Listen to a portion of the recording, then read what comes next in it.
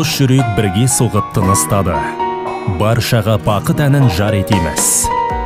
Достарды, жора жолдас туыстарды махаббат думанына шақырамыз.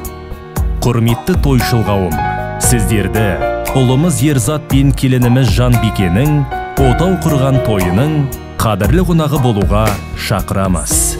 Бірінші беташар, одан кейін үлкен той. Той 2022 жылдың маусым айының 22 жұлдызында сағат 16:00-де басталады. Мекен жайымыз Меркі ауданы, Ақсарай мейрамханасы.